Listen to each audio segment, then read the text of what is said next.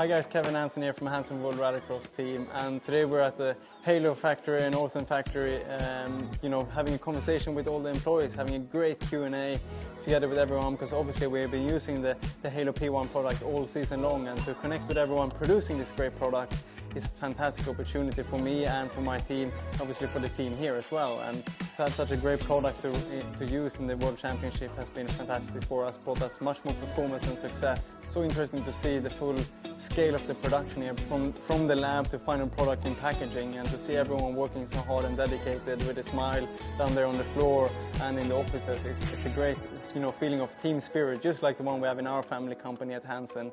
And to see so many synergies between the two companies, and to see all the passion from the people downstairs on the ground, it's been a fantastic day to see all the scale of the business.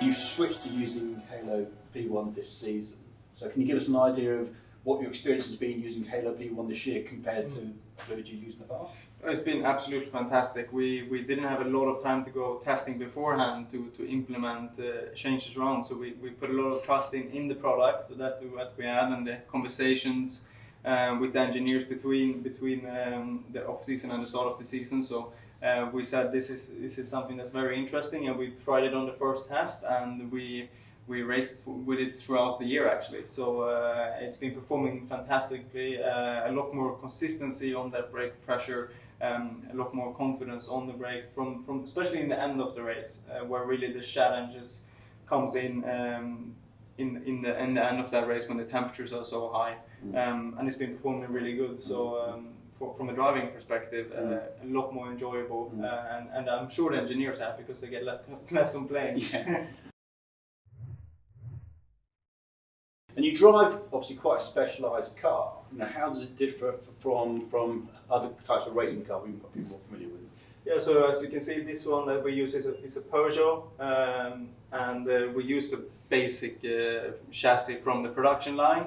We cut out, as we have an electric car, we cut out the whole bottom of the car, put in a battery, and there's obviously a frame to keep us safe if there's any crashing, and all the things like that. We widen the car and put just the one seat in the race car, no passenger seat or anything, and it weighs 1,400 kilos approx. We have 680 horsepower, in kilowatts that's 500, and we accelerate from 0 to 60 in 1.8 seconds. So we like accelerating in our sport. We don't have many straights. The longest of the year is about 500 meters, I think, and we reach just over 200 kilometers an hour, which is good for a little short straight at least. Yeah.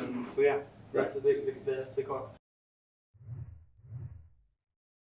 And in terms of the brake fluid itself, what are the challenges for brake fluid within sort of racing that you do? Well, I think it's just that we don't take care of our braking system when we drive. We literally, it's there to maximize we build the car to just maximize minimum weight and performance, and we have to have a product that can last those few minutes, because it's not too long, but it still puts enough stress and time to really create a difficult scenario for the systems. So for us to have a product that really performs well from that very cold, untreated temperature to a very hot end of the race is key. Really key to have that performance, and something that you don't see in any other series. In circuit racing, there's always cooling, there's sensors to manage that amount of cooling, same in rallying, but rallycross we're not allowed to have that. So again, you have to have a product that can last for that long and also perform from that cold to hot temperature. Okay. What's the most scared you've been on the track? It's probably... Maybe you don't get scared.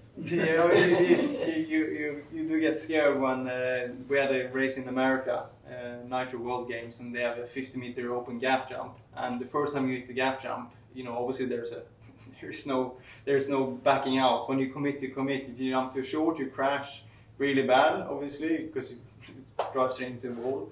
And if you jump too far, you risk of landing flat and breaking your back and actually hurting yourself also in another way. So the sweet spot of hitting that perfectly is very narrow, about 8 miles per hour.